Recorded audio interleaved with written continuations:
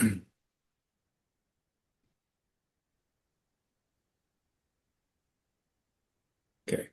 Good evening and welcome, commissioners, applicants, and interested parties to the March 19th, 2026 meeting of the Cohasset Conservation Commission.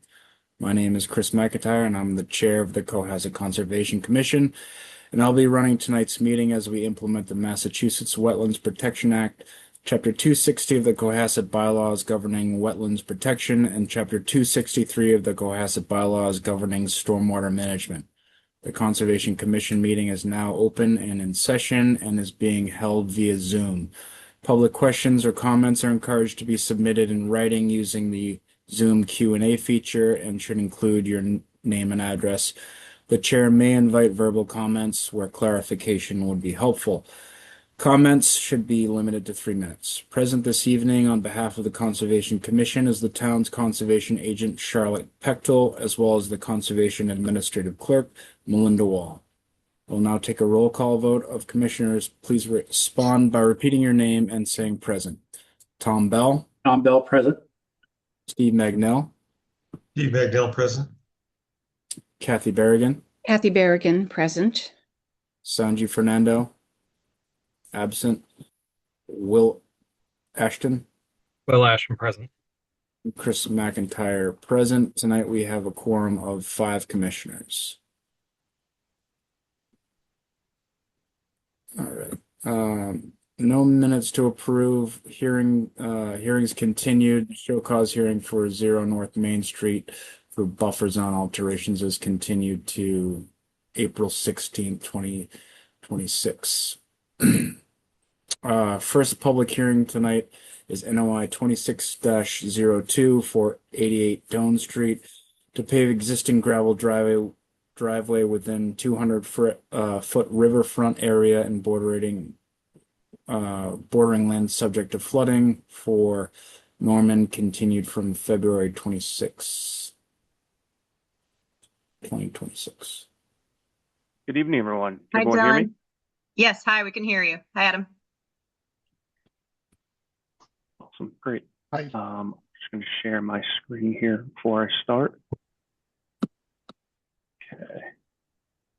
And can everyone see that? Yes. Wonderful. For the record, Dylan Brady with Grady Consulting. I represent Adam Norman at 88 Doane Street. So the last comments that we had on our plan was certifying that the mitigation plantings were, the proper species and location. So I reached out to Zahn Zimmer from South River Environmental, who did correspond with Charlotte. I'll just read this briefly. I have reviewed the species composition and size of the plants to be installed within the basin and riverfront area. It is my professional opinion that these species are appropriate for mitigation purposes. All species are native to the property and adjacent wetland. I did recommend that the winterberry, Ilex verticulata, be used in the basin as it prefers to be in wetter conditions than the sweet pepperbrush and red maple. And then he talks about a revised plan, which was submitted and you see in front of you right now. So by recommendation of the commission, we also installed plantings along the driveway, and then the plants that John mentioned are proposed in the bottom basin where the wetter conditions will be, and we left some plants on the edge as well. So we actually increased our mitigation size and obviously revised the location. And as far as I'm aware, that was the biggest concern was location and species and getting certification. So with that, I'll turn it over to the commission with any additional questions you may have. Thank you. Appreciate that. Any commissioners have any questions or comments on the revised plan?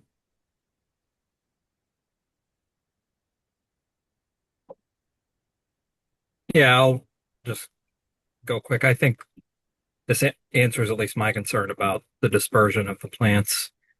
So I'm okay with the landscape plan. The only thing I wanted to bring up was that I think it's paragraph 36 of the regulation. Charlotte, is that the right one? That about the impermeable? Yeah. So not that I think that we should just out of the blue bring this into the discussion, but just as a commission, think about this in the future, that section says there'll be no new impermeable, I think even in the buffers. Is that correct, Charlotte? So I know in this case, the curve numbers are the same for the gravel and the pavement. They're both 98 or whatever. It's already a driveway, but it's just something we should keep in mind going forward. That's all I have.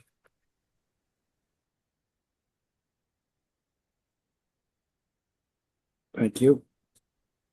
Steve, any questions or comments? No. I think the questions that we asked of them have been answered. Kathy, questions, No, comments? No, I don't. Tom, you've missed 2 meetings, so you can't vote, but do you have any questions or comments? No, I don't.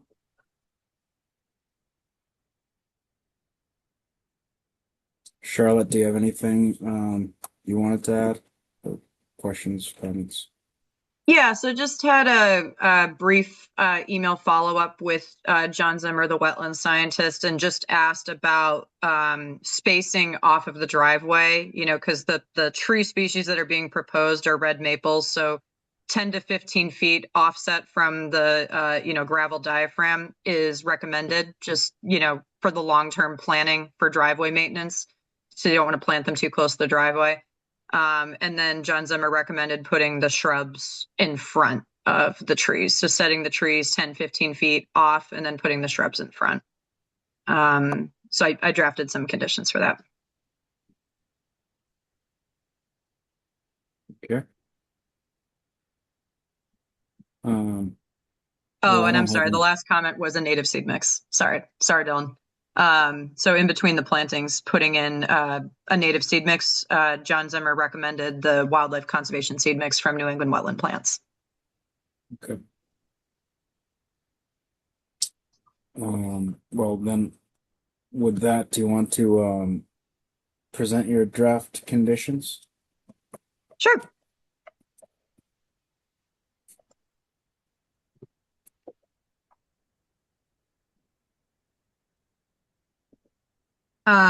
So I'll just read these and then I have the newest one I just said highlighted. Prior to any site work, the following shall be completed. Contractor and applicant shall walk the site with the agent to inspect the following. Oh, someone here? No? Sanji's. Hey, sorry. Hey, Sanji. Okay, so Hi, Sanji. Sanji How's it going? Fernando is now here. We have a quorum of 6, but we'll hold off on Sanji's voting until the next hearing. Okay, sorry. So prior to any site work, the following shall be completed. The contractor applicant shall walk the site with agent to inspect the following, which shall be adjusted in the field as necessary to protect existing conditions and vegetation as much as possible, stake to limit of work, and install any necessary tree protection barriers. The long-term operation and maintenance plan for the driveway and all stormwater management components shall be provided as part of the order and administrative stormwater permit. The applicant shall install a native seed mix to be approved by the agent around the areas to be restored with native plantings.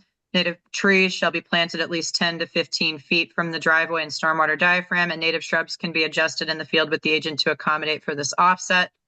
All plantings on the site shall be planted as randomly as possible to mimic natural conditions. No mulch or fill is allowed within the proposed planting areas except as necessary to install any larger plantings. The area as shown in the plans is to be installed to naturally vegetated conditions. Areas. And then the following site inspections are required. Additional site inspections may be required as appropriate: pre-construction, pre-stormwater installation, pre-landscaping mitigation, planting, and final. Thank you. Adam, Dylan, any issues with those conditions? No, I have no issues. My only question is, does all the plantings and mitigation work need to be completed and inspected and signed off before the driveway can be paved? No, you can do them at the same time. You have, what's the schedule typically for approval? It has to be done. What's the timing for this? Typically, Charlotte. I think Adam, that might depend on you. I mean, that we are getting up on the, time of year to use the asphalt. Do you plan to Yeah. start this summer? Well, I wanted to start soon. My only question was if they're gonna pave, would that disturb some of the area and planters? I didn't want any like the plantings to get ruined by potential Mhm. equipment from the paving. So I just want to make sure I'm doing things in accordance with the regulations. Sequence. Yeah. I think the driveway adjacent, I'd be fine with those happening after the driveway goes in. Those plantings that are going next to it, but the rest of them I think would be either simultaneous or before. I guess I haven't gotten into the minutia of the scheduling before, but any other commissioners have comments on that or questions? I think it's usually you can do anything within the 3 years, but I think it's a good point that the stuff away from the driveway should probably be in before or at the same time. Okay. Mhm. We can add something for that. Uh,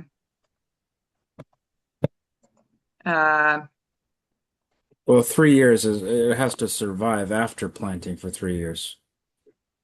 Your Yeah. but your permit is good for Permit. 3 years, so you have Right. up to 3 years to put it in, and then 3 more it has to live. Right. Okay. Yeah. Yeah. Okay.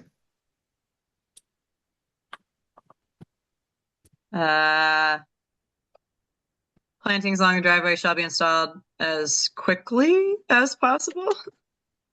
Following the installation of the paved driveway to, I'm gonna write paved driveway and stormwater diaphragm. Charlotte, Not I would just change possible to practicable. I thought. Okay. To mitigate for any stormwater.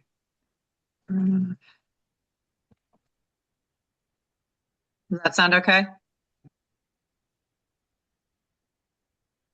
I'm good with it. Yeah. Okay.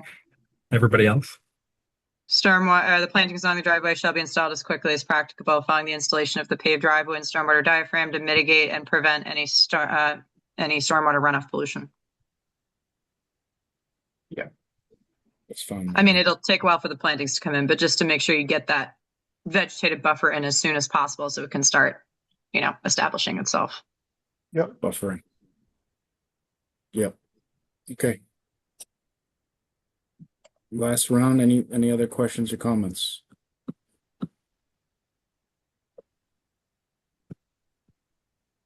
Chris, do you see anything from the chat? I do not. No. Okay. Okay, then I'll make a motion to close the public hearing for notice of intent 26-02 at 88 Doan Street and issue an order of conditions with our standard special conditions and the conditions previously shown on screen read into the record by the conservation agent. Do I have a second? Second. Thank you. With a motion and a second, I will take a roll call vote. Tom Bell, I can't vote on this. oh, right, sorry. Steve Magnell, Steve Bagnell, aye. Kathy Berrigan, Kathy Berrigan, aye. Will Ashton, Will Ashton, I.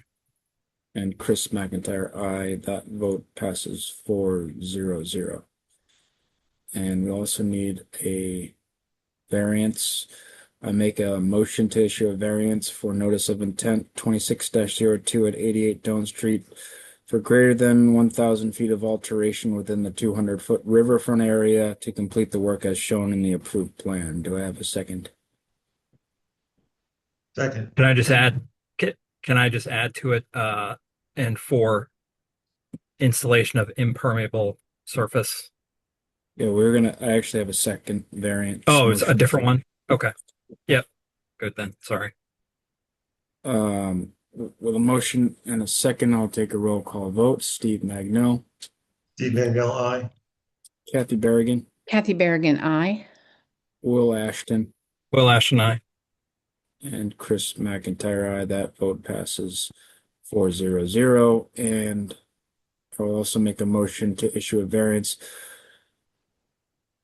Issue a variance for notice of intent 26-02 at 88 Doan Street for installation of an impervious driveway within the 200-foot riverfront area and partially within bordering lands subject to flooding resource areas to replace an existing compacted gravel driveway that is assumed to function as impervious surface with which should result in no increase in impervious surface as previously existing conditions. Do I have a second?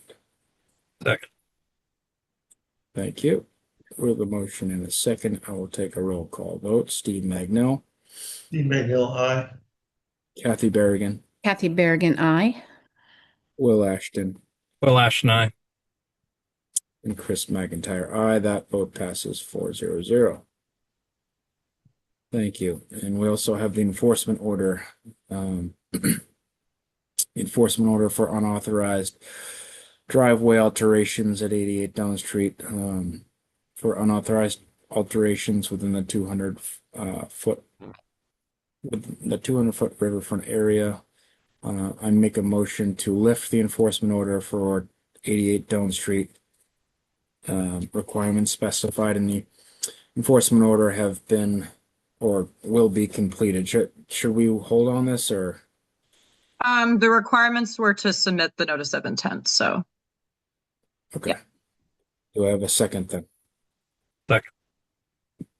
Thank you. We'll take a roll call vote. Steve Magnell, Steve Magnell, aye. Kathy Berrigan, Kathy Berrigan, I. Will Ashton, Will Ashton, aye. and Chris McIntyre. That vote passes 4-0-0. Thank you very much. Thank you, Thank guys. you. Thank you, everyone. Have a good night. You're You welcome. too. Good night.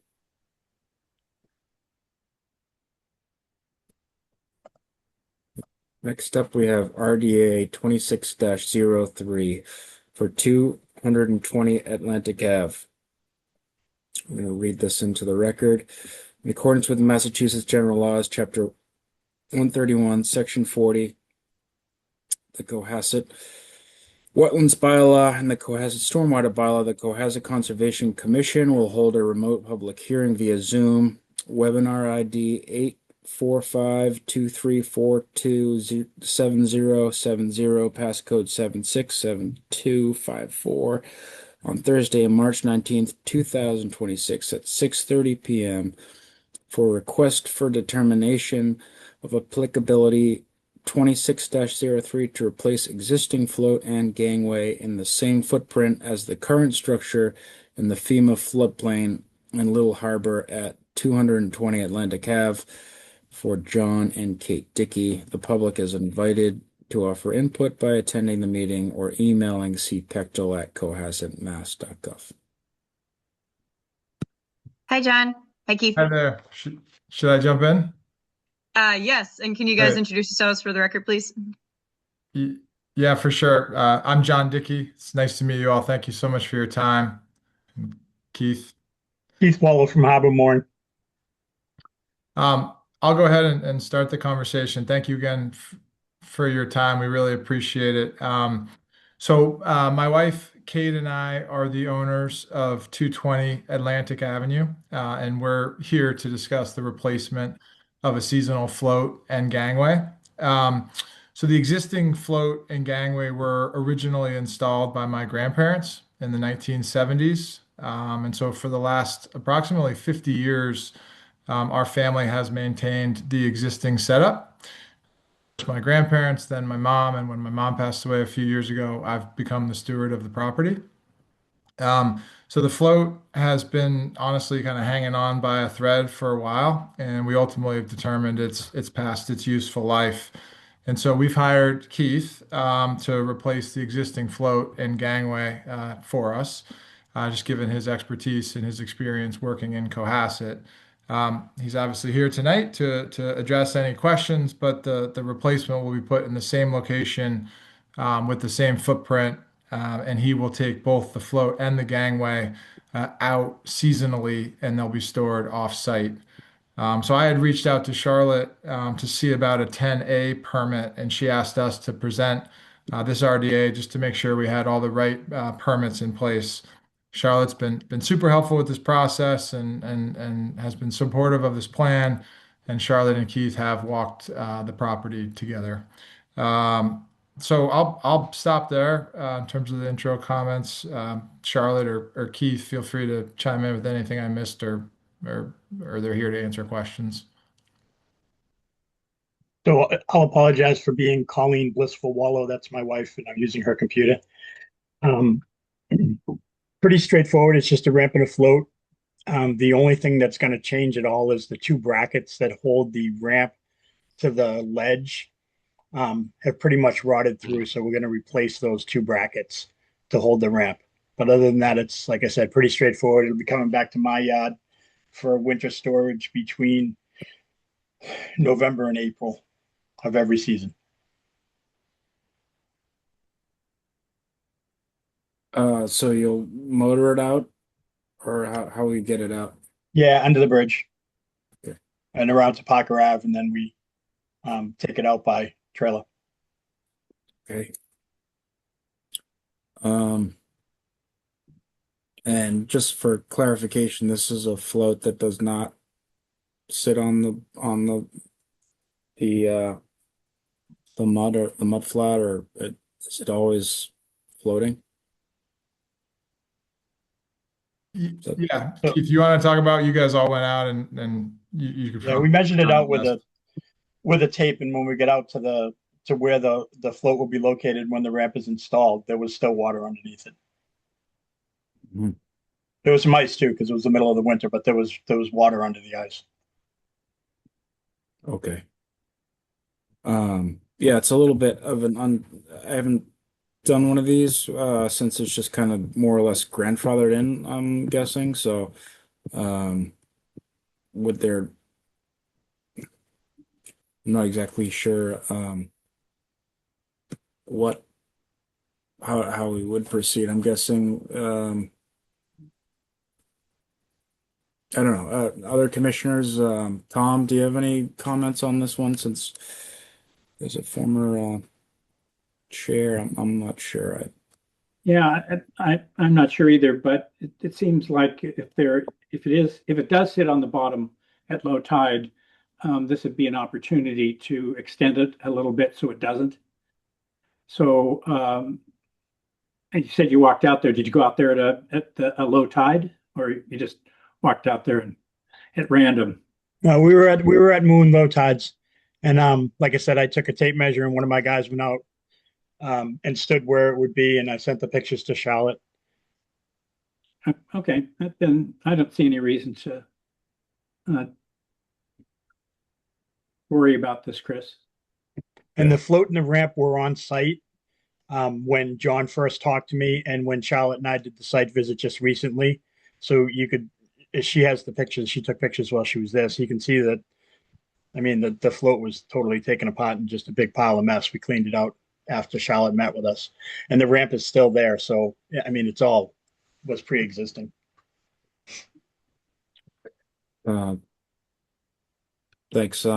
Steve, do you have any questions or comments on this? No, I don't see any reason not to do this. It seems to be more of a renovation project than anything new. Right. Kathy? Any No, I'm fine questions or with it.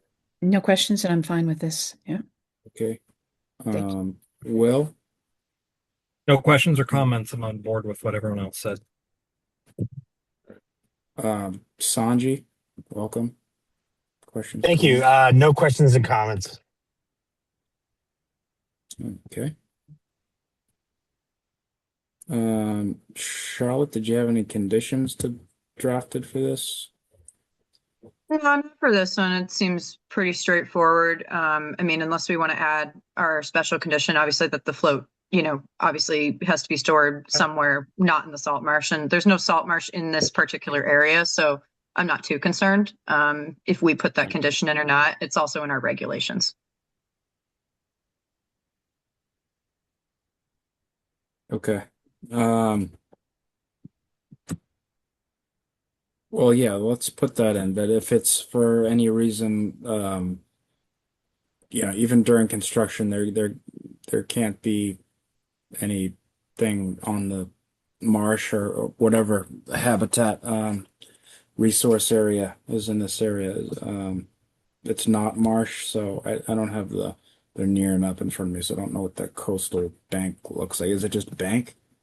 Yeah, it's ledge, and it's, vegetated with cedars and other vegetation. But in this particular spot where they're installing the float in the gangway and where they would be, dismantling it for the season, there's no marsh. Okay. Yeah, I'm familiar. It's a rocky bank.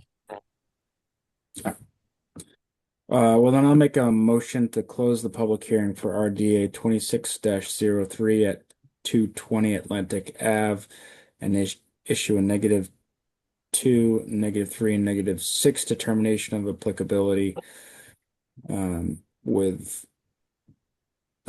our standard conditions, no special conditions. Do I have a second? Tom Bell, second.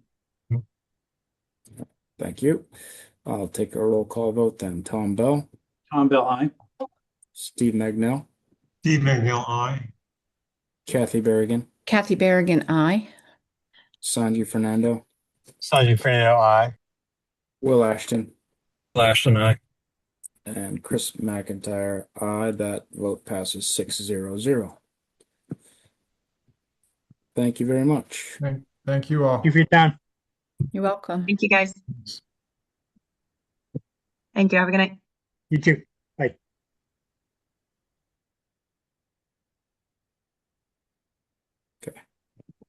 Next up, we have RDA 26-05 for 70 and 74 Black Horse Lane to remove 2 existing trees within 200-foot riverfront area and Coastal Bank's 50-foot buffer zone for the applicant Callahan. And this is new, so I'll read it in. In accordance with Massachusetts General Laws, Chapter 131, Section 40, the Cohasset Wetlands Bylaw, and the Cohasset Stormwater Bylaw, the Cohasset Conservation Commission will hold a remote public hearing via Zoom webinar ID 845-2342-7070, passcode 7672554 on Thursday, March 19th, 2026 at 6:30 p.m.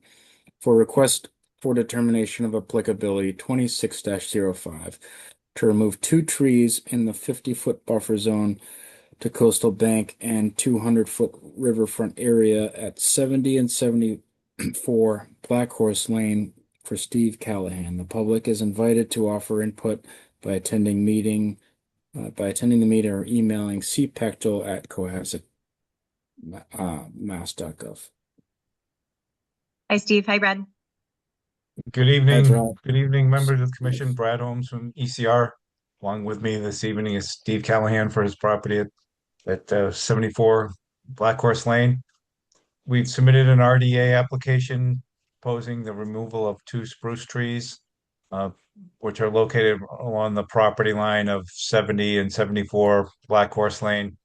I did coordinate with Charlotte and we did submit to the commission a memo that I know the commission looked at. And we're here to hopefully permit this for a determination of applicability. There's 2 large spruce trees along the side of the house. The spruce trees are larger in size, are about 14 and 16-inch diameter at crest height. I don't find that the trees are defective. They don't have cavities or splits or conditions that are detrimental in the sense of the health of the tree. However, these trees are very close to the house and pose a hazard that if they do break and they fall into the house, they could cause some serious damage.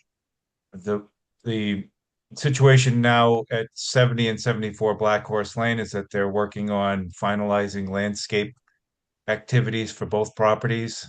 In 74 Black Horse Lane, in the near future, is going to be working on installing the landscape plantings per their permit. And right now there's a paved driveway that leads right next to these trees, so it allows for the equipment to get in and situate themselves on the paved driveway and do the tree work in that location with having minimal impacts. So the proposal is to do that work now before the landscape work is in place, because it will be a lot more difficult to do this work if in the future. We have proposed a 2-to-1 ratio to replace trees, and we're proposing to replace them closer to the resource area. We're proposing 2 hollies and 2 red cedar trees, all berry producers and will provide better wildlife habitat value than the spruce trees. And we're also proposing within the location where the trees will be removed, bayberry and beach plum shrubs, 5 shrubs, which we can situate right in that area where the trees are proposed for removal. So we are trying to mitigate the loss of the trees with a 2-to-1 replacement, and also some shrubs that are also berry producers and will provide some better wildlife habitat value. We are fully within the commission's purview, being in the riverfront and within the 50-foot buffer zone to a coastal bank.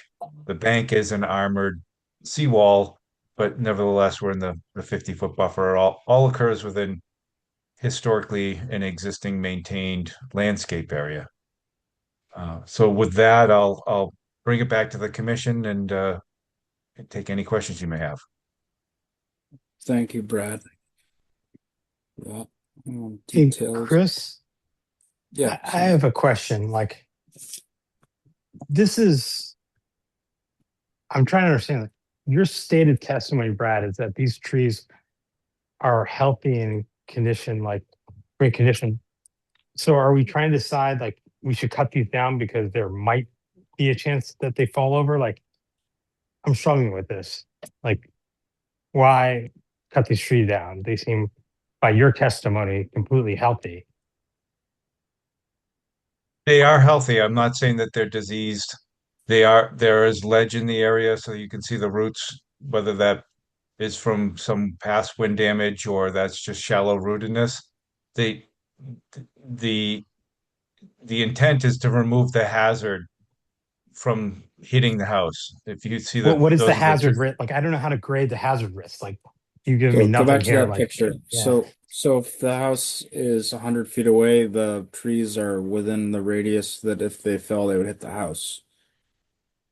They're closer than 100. I'd say they're, I don't know, I'm just certainly 30, throwing 40. it out there, but if they fell Right. over towards the house, they would hit the house. Is your primary concern, right?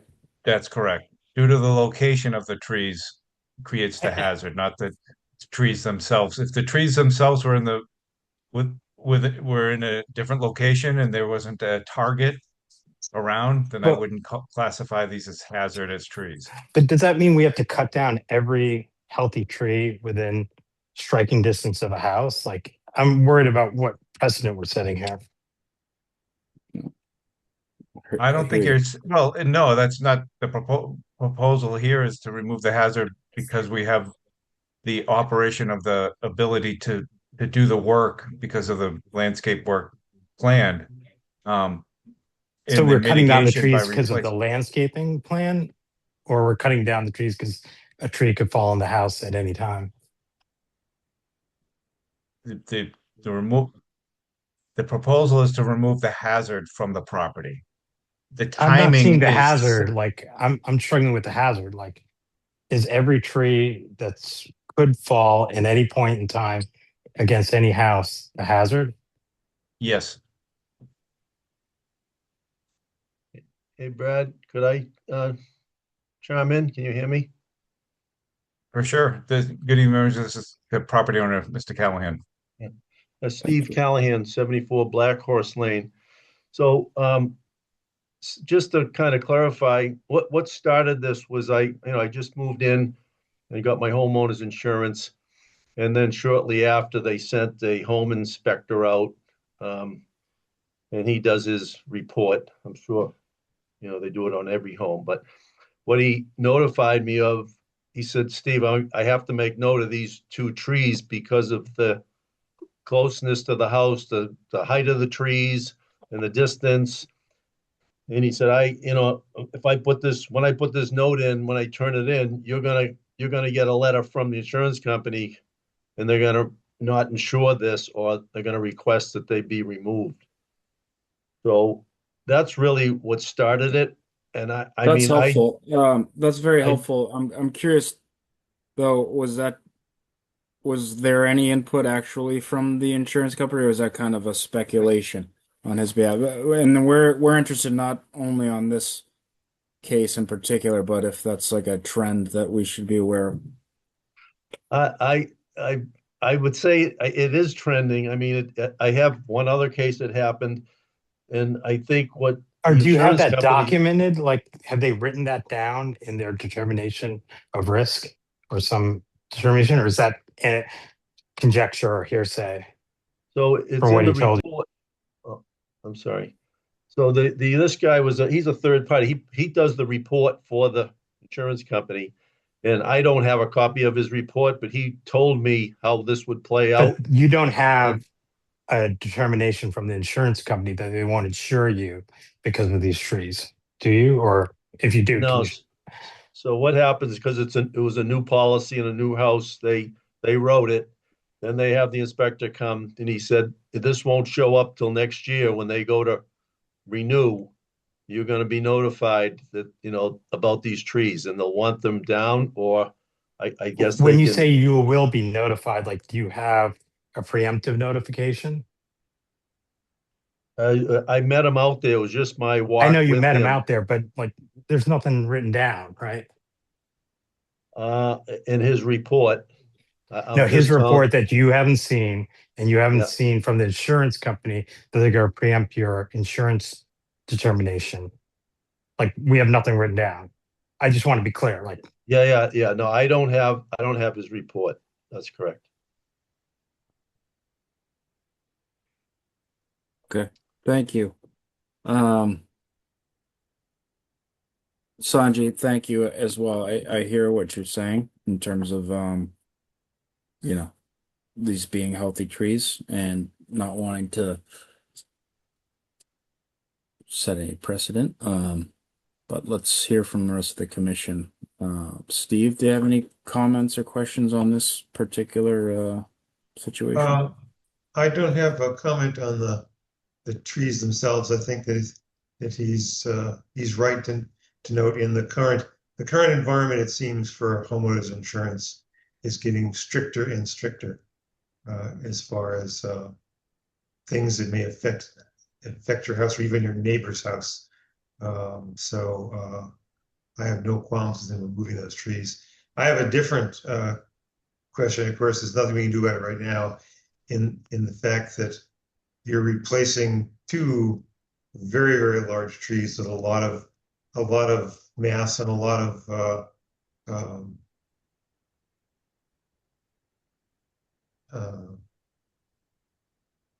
Value, ecological value. a lot of value with four much smaller trees. But that seems to be our model at the moment, because we've got nothing written. But it seems to be to me to be an inadequate replacement for trees that are 18 and 24 inches wide, 24 inches in diameter, to be replaced by trees that are probably going to be 2.5 to 4 inches in diameter. Yeah, I hear that. I hear that. We were proposing to add shrubs into that area. We could look at adding some additional trees as well. We didn't, I think the past practice of 2-to-1 replacement was something that we included, but we didn't want to come in with just 2-to-1. We added shrubs as well, but we'd be open for adding if that's what the commission would look for.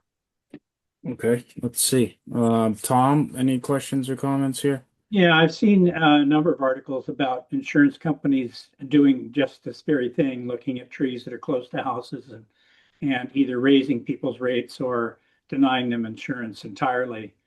They're trying to de-risk this and ahead of climate change or something, I guess. I'd make a note that these are blue spruces. they're isolated. They are probably pretty vulnerable to being blown down. Steve, you saw the Norway spruce that went down in our neighborhood that while I was gone, right? I mean, it's the same sort of thing. It did not hit the house, Oh, yeah. but it very well could have. So here we have a non-native tree. It's posing a risk. It could be grounds for raising rates on insurance or denying it entirely.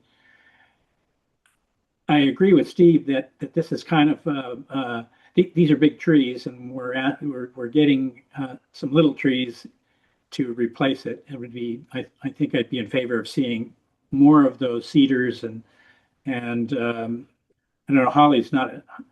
I'm not too thrilled about the holly, but the cedars sound good.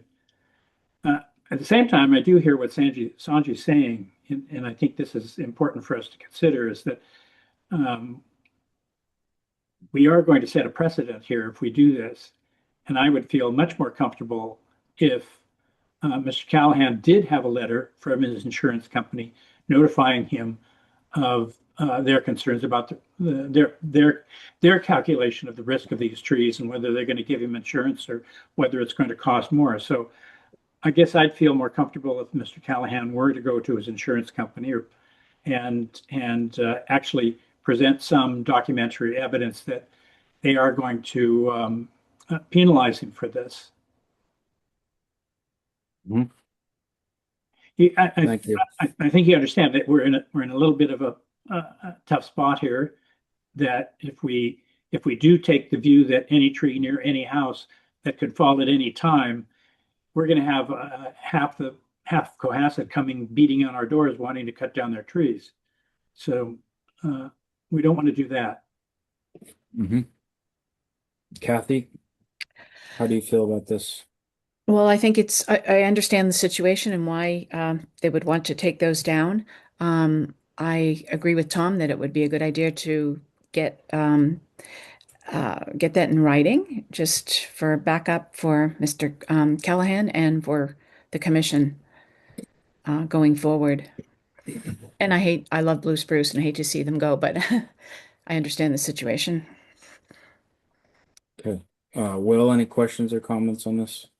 Yeah, I think that we don't set a precedent or put ourselves in a pickle here, because I don't think our decision on this based on this insurance requirement would extend to every project, because it's more about the impact to the resource. And I think the resource here is the coastal bank. Is that right? Is that the only resource? We're in the riverfront, but we're in the buffer zone to the coastal bank. Okay, riverfront. Okay. But it is surrounded by a landscaped area. So in this case, being so close to the house, but surrounded by a previously landscaped area, I don't think the impact to the actual resource is negative, especially when you do replant other plants. So I don't see it as creating any sort of problematic precedent for us. Okay. Here's my thoughts on this. I think this originally came through as a request as potentially an administrative approval, and my initial reaction was that if similar to Sanjay's, that without any, I was concerned about trends with insurance companies and this being somewhat of a precedent if we didn't have something, and just being concerned moreover about just trends with insurance companies not covering homes that have trees. So it would be good, I think, for us to have some sort of understanding of what the actual insurance stance on this would be. That said, if there's any risk of the home not being covered in the meantime, I wouldn't want to be holding back if there were to be a windstorm like we've had in the last couple of weeks that affected these trees. And so I think if the applicant is willing to produce at least something from the assessor or the home inspector that kind of indicates the risk for the insurance, and if they're willing to increase the ratio of replacement to 3 or 4 to 1, since they do have a large area here, that would satisfy our Mr. Chairman, concerns. can I propose one revision to that? Like, I think very specifically, I think we'd like an underwriter's report, and more importantly, we know the variability of homeowner insurance underwriting. So you don't cherry pick a carrier, maybe more than one underwriting assessment, because you could always find an insurer who will say they won't insure something for an underwriting risk.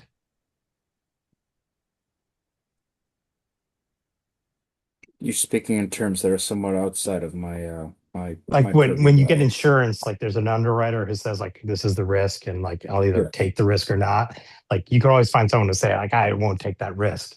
I'm suggesting that if we're thinking, as Steve and Tom and others have pointed out, even Will, about this being a trend, like I wouldn't want one data point, one insurance company to Sure. say, hey, I won't take the risk, because that feels like a very poor data perspective on this is a trend. Yeah, I hear what you're saying, Sanjay, but at the same time, I don't think we should put him through. I mean, the data that we receive overall will be the data like from other folks, and we're looking at this as a single. We are looking at this as a single point. That's why we're not setting a precedent. Uh, you understand? I mean, we shouldn't have him go and take and go above and beyond in terms of getting insurance assessments. I mean, like it's a homeowner's quote, like Sure. shows two, like that's what I'm saying. Okay. That for that reason is why I think it's problematic to rely on an insurance company's claim in any way, because that's the cost or ability to get insurance is not one of our protected interests. So I think we should focus more on the impact to the wetland on this project, which I think is minimal, me personally. But if there were a project where someone brought the same thing about insurance, but there's a huge impact to the wetland or resource area or whatever, we might make a different decision. Yeah, and I agree with that. I'm not so If I sure could, how minimal it is, because I think Steve was doing some research on the side about, something that we've been doing is looking at these ratios, but these trees, especially when they provide shade, they provide, three-dimensional habitat. That's I think why, that's, I'm sorry to interrupt. Like I'm with Will on this. Like, look, if we're going to use insurance and underwriting as a criteria, I actually think I'm more aligned with Will. Like it doesn't, there's nothing in our regulations that say we have to help people out with their insurance. Like I appreciate and empathize, we all suffer through, underwriting differentials, but I think the principle is, is this a benefit or risk to the protected area? And I don't know why we're introducing underwriting of homeowner insurance as a criteria for approving something. We didn't introduce it. The applicant did. I mean, The applicant did, but it shouldn't be germane then, right? I think that part of that is more that there is a risk to the home, and one way of assessing that risk was via the insurer. I mean, the But other way of assessing there's all the risks other way to of assessing that insurances, risk. right? Like homes could be hit by golf ball side hail. Like that's what I'm arguing, Steve. Like I don't think that's in our purview. But we do have rules with respect to hazardous trees. We don't have any rules with respect to hail. So we can have hazardous trees removed, and But there's no evidence that this is a hazardous tree. Like that's why I focused on Brad's testimony today, right? What's the hazard? Like this is a super healthy set of trees. What I may add to that as a Massachusetts certified arborist, and put the memo together as a certified arborist. I'm not saying that trees are defective What I'm saying is the trees are hazardous in the sense that we have a target, the target being the house in very close proximity, therefore the hazardous tree exists. I'm not here to say that the trees are defective and they're going to fall over tomorrow, but the hazard exists and there are hazardous trees because of the target of the house in very close proximity.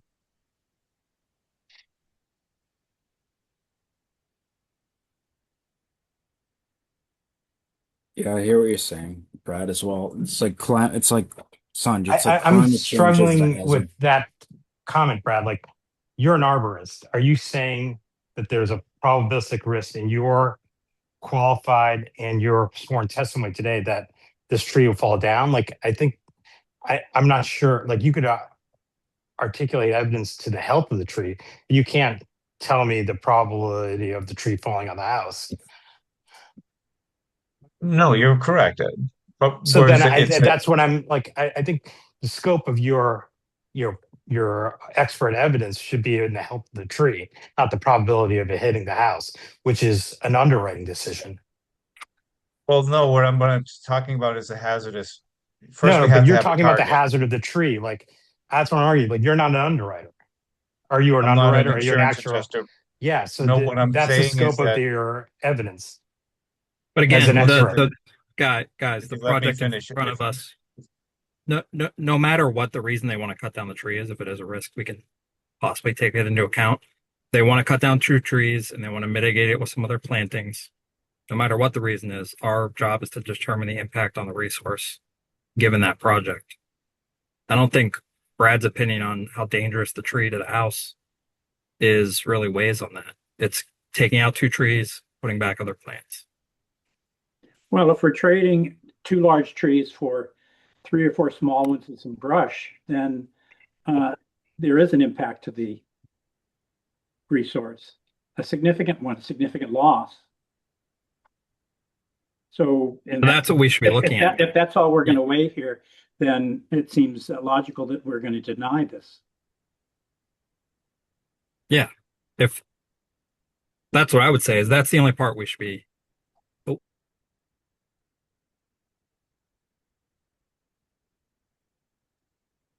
Will's gone.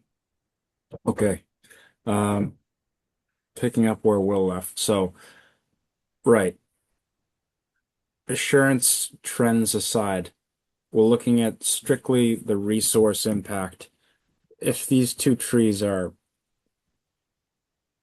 I mean, I would like to, I wish there were a way for us to, have a real true value of these trees that we could get the right ratio. Our replacement for projects that or, removing trees to build something or what have you has been 2 to 1 in the resource, the 200 foot or the 50. But seeing that this is somewhat of a different situation, increasing that by some degree would, I think, alleviate some of the concerns of the commission. Does anyone care to add to that or correct me if I'm off? I'd feel Mr. more Chair, comfortable with more trees. With more trees? Yeah, more replacement trees. What were you going to say, Charlotte? I was just curious, as a question for Brad, in terms of obviously, every tree, every size, every species, placement, et cetera, they all have ecological value. And as Steve mentioned earlier tonight, we're still currently researching that of how to, possibly improve our policies and regulations about replacing trees. So not just focusing on a number, but focusing on a much more individualistic process that takes multiple variables into account. So having said that, do you recommend, other than the 2 to 1 and the 5 shrubs, based on the size, placement, and species of the trees and the age of them, obviously, I mean, do you recommend, I know it's hard to put a number to it, but do you recommend a larger number than 2 to 1? I think we could go to, I'd be, as long as Mr. Callahan's acceptable with it, 3 to 1 would be something that we'd have enough space to work with. And then I think that, adding more shrubs is also a good idea to have a more diversity from just replacing trees. Okay. Um, that's good. And I think the species would be something that we'd want to, you know, not be something that would grow, potentially large. Not hollies, I think, tend to be somewhat shrub-like or grow slowly. In my little experience or knowledge or understanding, but I think real trees, and native trees, and a We can three look to at that. one. Mr. Chair, this is Steve. Can I ask a Yes, question? Steve. Yes, please do. That directly behind, if everyone's looking at the same shot here, the two trees, the new home at 70 is built now and it is up.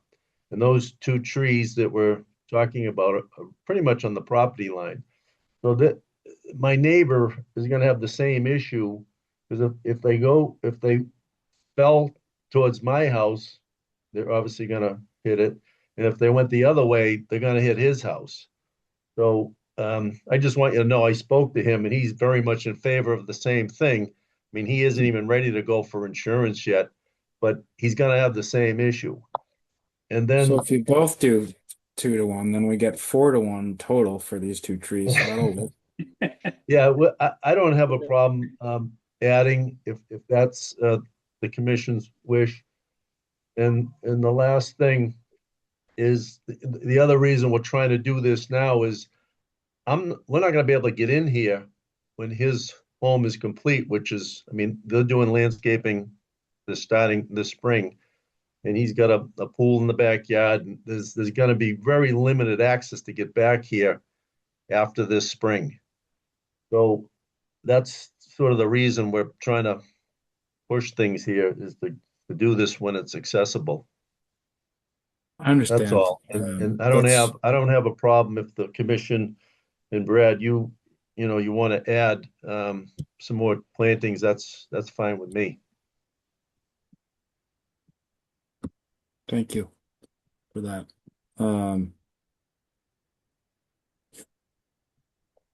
Charlotte, do you want to pull up near map maybe, and we can look at that? I don't know if that would help in any of this decision making or conversation. Yes, give me one moment. I can pull the address up.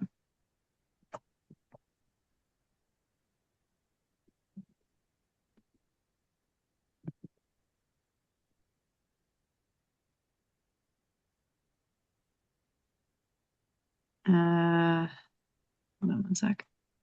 There we go. Yeah. It doesn't bring me to the exact place. So these are the two spruce trees here. Yeah, there you go. And as you guys can see, the house at 70 is in the process of being built. And then I was just out here yesterday. They're about to install the pool in this area per the plans, as Steve was kind of describing.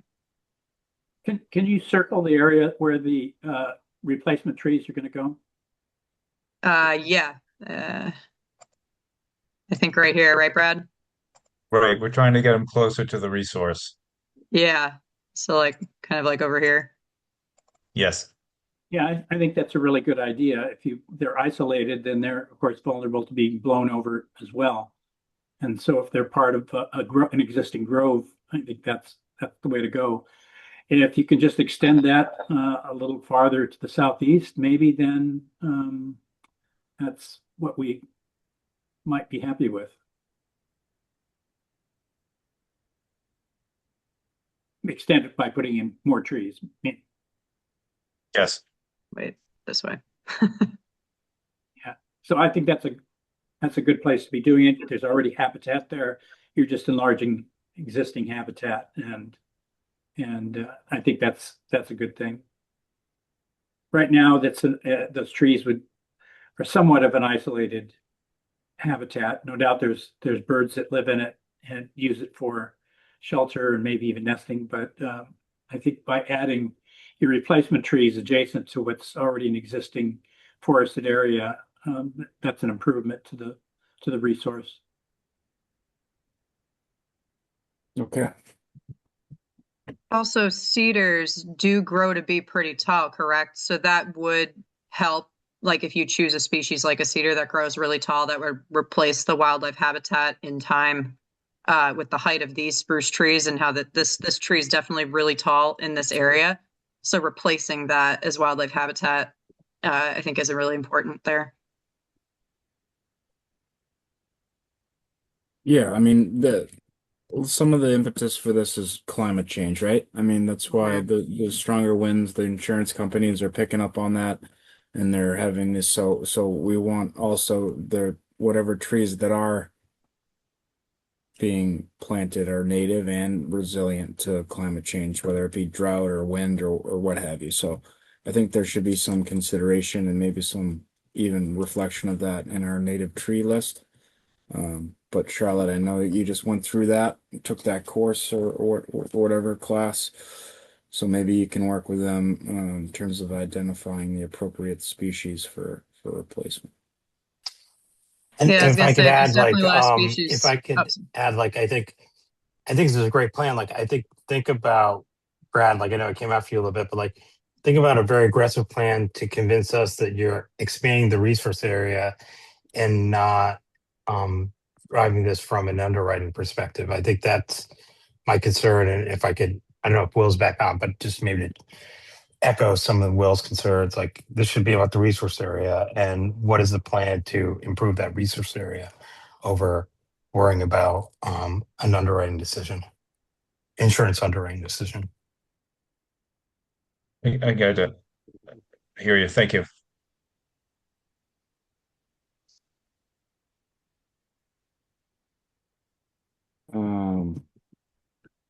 Any other questions or comments from the commissioners or? to your point, Chris, I mean, I guess if the commission wanted to do 3-to-1 or 4-to-1 and or more shrubs, I would definitely recommend going with some of the native species on our list that, given what we described in terms of being more resistant and resilient to climate change, and not species that are more fragile. So I can work with Brad and Steve on that if you guys are okay with it. Mhm. But yeah, I we mean, if think you guys that want more that would be cedars, great. yeah. Okay. So Brad has offered 3-to-1. You've just mentioned 4-to-1, Charlotte. So I think you did that. Someone said 2-to-1 and 2-to-1 for both property owners. Oh, yeah, it wasn't me. That was me, and it was a joke because the other property owner is not here. So I think, I mean, it wasn't a joke, But it's a great call, Chris, Chairman. Like, work with your homeowners. We're all in this together as citizens of Cohasset. Like, come up with a great plan that we really love that protects the resource area. That should be our focus. Yeah. I mean, I just don't want to. I'm looking at this square footage in this area and not knowing, not not being there on the ground and not being an arborist, I wouldn't want to overcrowd trees. And I can't have this other person, the person building this home, not committing them to planting anything on their property at this time. So, we want these trees to be successful and healthy. Um, First and foremost, I think. So I think they can find space to do 3-to-1 at least. But 4-to-1 would be somewhat of a different precedent, I think. As much as I would like to see it. I guess I would leave it open to the applicant if they could find space for that, then that would be I think that would smooth things out and make it very easy for us to approve this. Give it up. Mr. Chair, Steve Callahan.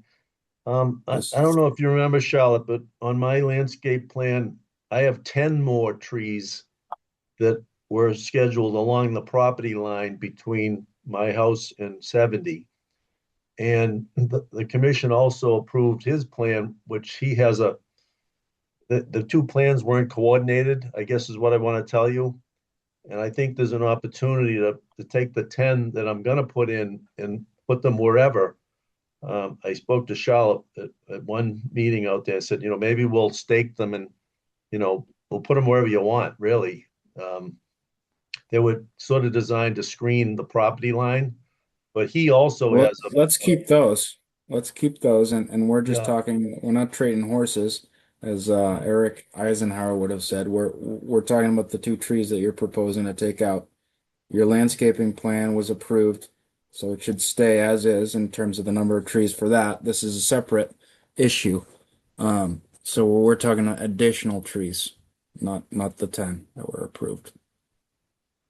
Just to be clear. But that said, we're open to as many more trees as you can. And 3-to-1, I think, is kind of our base right now for these two.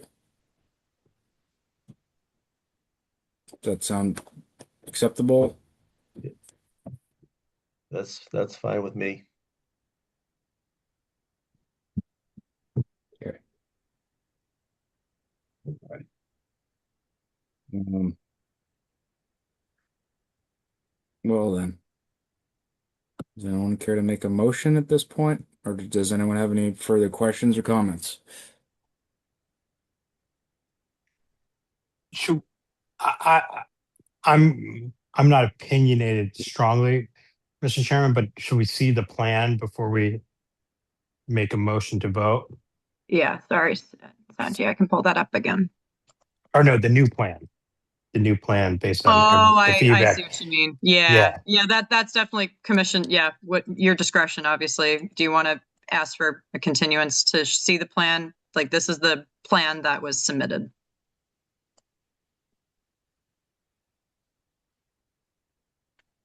Yeah, I think it'd be a good idea to see the new plan. Yeah, let's It shouldn't have take very you long. I get don't- together. Let's have you and Brad get together on species and location.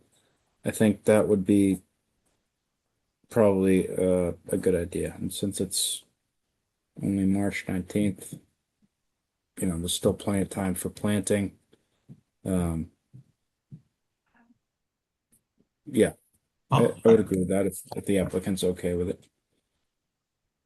I have one other question on the current plan, which you might want to take into consideration, and the new one is if you look at the current plan, it looks like the replacement trees aren't even on his property.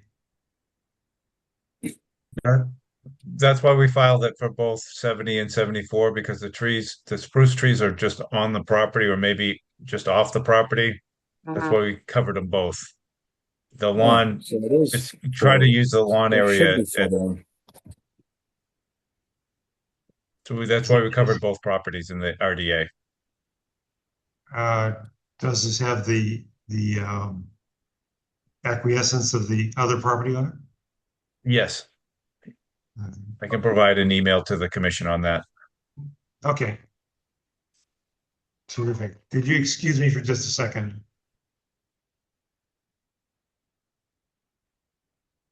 In that case, maybe 4-to-1 does make the best sense.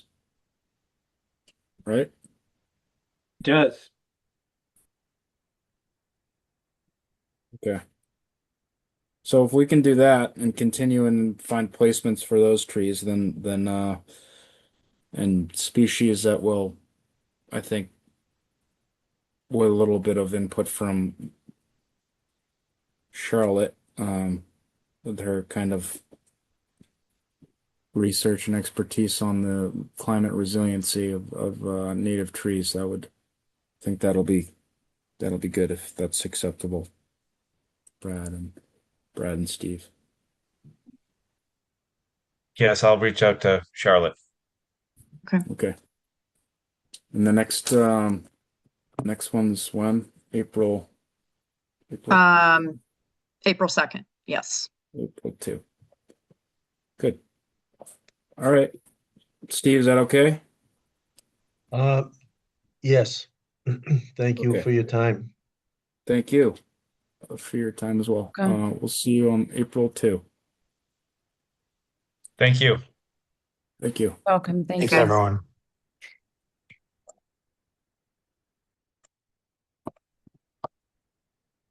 Okay. Good job. No one from NOI 25-21. Charlotte, anyone here?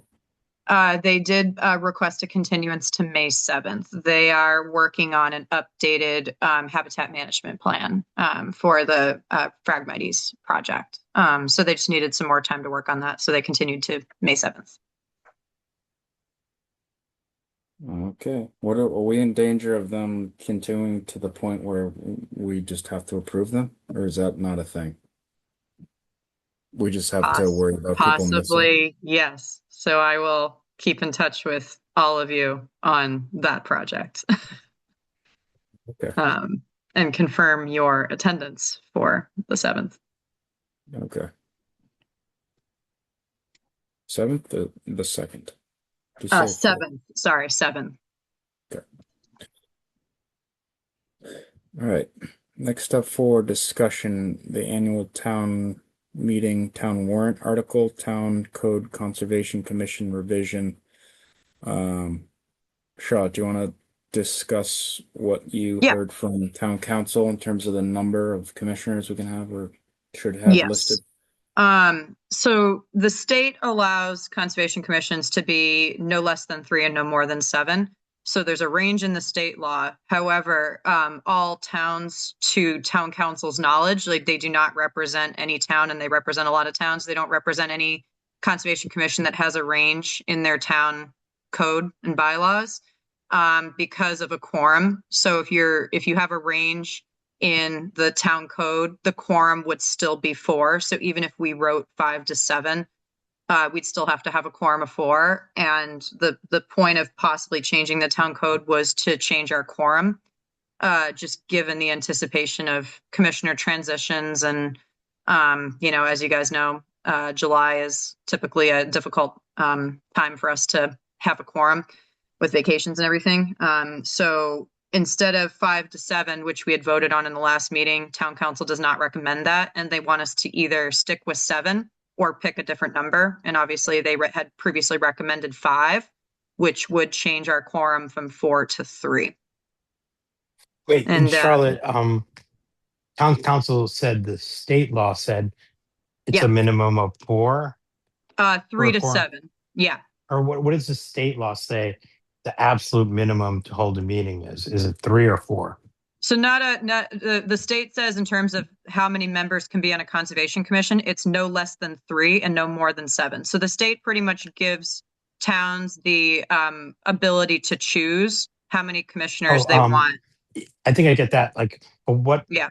Like, if say you had selected 3, then a quorum is just 3, right? Like, what's the bare minimum? Quorum. Because you Yeah, said that- 4. I I think thought you it's said quorum 2. is 4. Yeah, I think Two. I mean, if the state It's the allows for majority. 3, then a quorum would be 2. So For the if you reason had the reason we discussed this for Tom and Sanji who weren't here was that we didn't want it to be limited to 5. If we were to have, like we do now, interested folks that wanted to join the commission, not allow them, not being able to have people to join and basically fill in if someone were to leave. We didn't want to miss the opportunity to add to the commission. So that's why we proposed the range 5 to 7. But with the input from, council, it sounds like that's really not an option. So I Well, think and I think I think I understood that. I'm trying to figure out like what gives us the widest range of optionality, but also be I able think to hold. 5. We set it at 5, and then we have the option to have 2 associate commissioners. Or no, or what I'm saying is like, say you said 7. What's the definition of a quorum if your 4. commission is at 7? It is 4. 4. Okay. Yeah. Versus So like right now, if it's at 5, it's yes. 3 then.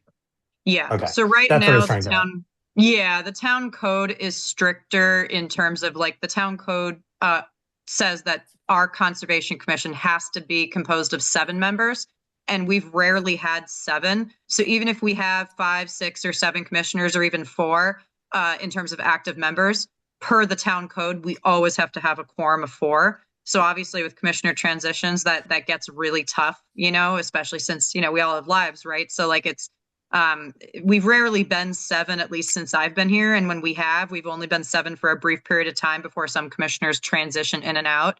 So in terms of the long run, at least from my perspective, and obviously it's your decision, if right now our town code says 7, so we always have to be 4. So if we switch it to 5, then our quorum is 3. So then obviously if one or 2 of you can't attend and you only have 3 commissioners on the call, you still have a quorum.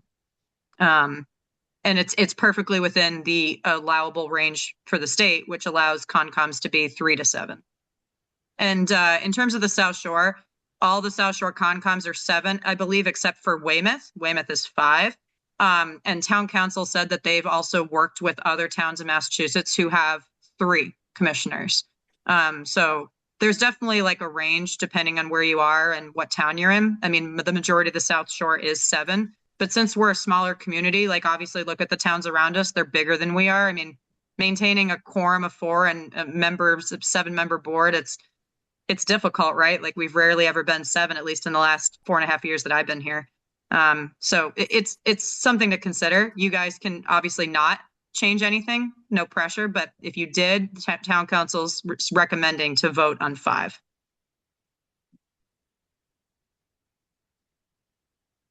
Thanks. Yeah. Thank you. Mm-hmm. So I guess what's the greater risk, and not being able to add commissioners when we have them available, or not running out of a quorum? And we haven't, that's only happened like once or twice, right? That I can recall, that we weren't able to fill a quorum. So maybe we just leave it at 7 and kind of up our recruiting, or I don't know. What are thoughts of other commissioners? I mean, we have Tom, you're muted. Will, who's potentially gonna. He announced to the rest of us, Tom, when you weren't here, that he was, running for select board. So if that happens, then he won't be able to participate. Kathy, I think, is headed. I don't know if she's going to stay on, but she's headed towards the end of her second term. So, we're potentially in a situation where in the next, few months, we could be down to 4. So, to recruit or change. I'd be concerned about having such a small quorum, 3 people to make these decisions. I'm not comfortable with that. Rather see a wider range of viewpoints. Mm-hmm. I agree with that. I have the same concern. Yeah. Yeah. Okay. I'd echo that as well. Okay. So let's do you some guys just have recruiting. to have perfect attendance if we go down to 4. Yeah, I mean, like, Do some recruiting. I know I'm probably the most poor in attendance, but hopefully we could find some great people who are motivated to protect our resource areas with the best intentions. And it seems like that would be, as a citizen, I would love that to happen. Yeah, and I hear you guys in terms of the number and the complexity of the projects we review. I agree with you that 3 may not be sufficient in terms of input and assessment. This was definitely like coming from a concern of lack of a quorum. But yeah, I mean, like you said, I think the pros and cons are definitely, there on both options. So if you guys want to stick to 7, we would just withdraw the town warrant submission. The stormwater one we're putting through. You guys had voted on that last time. So if you guys want to vote tonight to just keep the town code as is, that's great. I'll let them know, but we do have this option in the future if we obviously wanted to ever change it to, based on if we are unable to recruit and hold meetings, because that's my greatest worry, is not being able to have a quorum and projects not being able to be processed in the required time unless applicants agree to continuances, which we can do. It's just there's always that risk, right? So the continuances have to be agreed upon by the applicant, like you saw with the last hearing. So just to be clear, I missed obviously the first round of this, but we could be 5 with 3 as a quorum, 7 4 as a quorum. Nobody said anything about 6. Yeah, 6 is still a quorum of 4. So Okay. that's why So let's say aspirational and say 7, and hopefully we do get 7. But if we don't get 7, we can get as low as 5. I mean, actually, not by statute, but just by the number of people we actually have, we can run on 5 as long as we get a quorum of 4. We could run on 4. We had 4 in perfect attendance. Yeah, we could, but that's unlikely. So it seems to me it makes sense to keep that quorum of 4. That is more important to me than whether we have 5, 6, or 7. Yeah. So why not just leave it at 7 and see how many people we can recruit. If we can get 7 people, great. If we can only have 6, not as good, but certainly better than having 4 people, a limit of 4. Yeah, and we can reevaluate this as well. Like if we want to come back to this and put it on a future town meeting based on maybe how we can recruit within the next year. And we can always have this in our back pocket. Like if we're seeing a history of low accrual, and obviously you need to have a table at the transfer station like the sports teams do. And, Yeah. do some recruiting. It's not a bad. That's a bad idea. Go back to Yeah. tagging. Maybe hang some if you guys know flyers what at the that is. boutique. Yeah. I think Tom's point is so accurate. Like whatever we can do to keep a quorum of 4. I think that's the goal. Yeah. There is another option that I obviously won't be able to propose for this town meeting, but it's something to look into.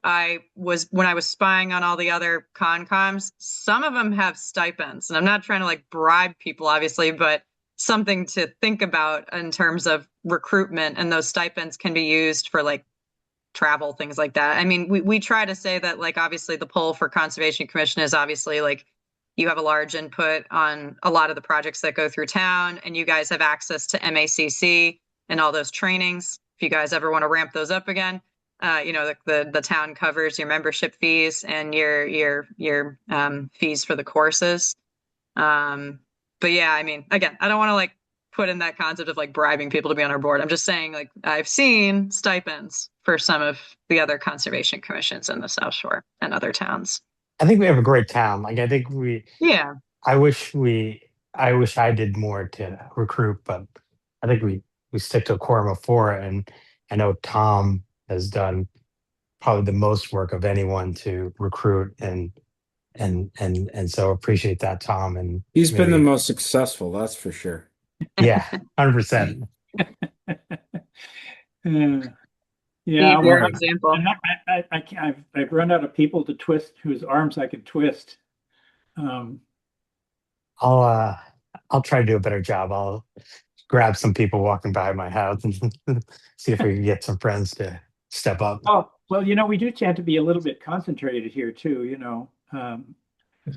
terms of with Kathy, Steve, and I being close neighbors. So there's other parts of town that maybe would want to be more represented on. That's the board. true. We might find someone in Beechwood that would be. That would be great.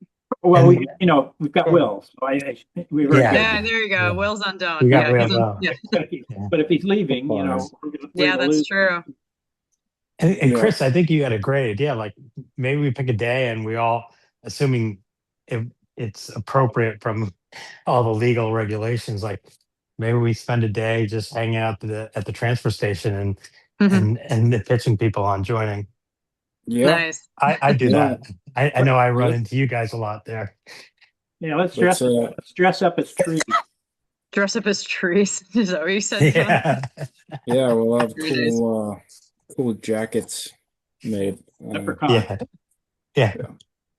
Yeah, and I mean, I think that's a maybe good don't idea. send them to me, but I mean, at least for me, if you guys like obviously think you have somebody and they're welcome to come to town hall. I mean, I'm pretty honest. I say, obviously, it'd be great to have you. Just want to let you know that we meet twice a month and our meetings sometimes and more often than not, sometimes go late. Maybe we So- need to just get your script and just edit it.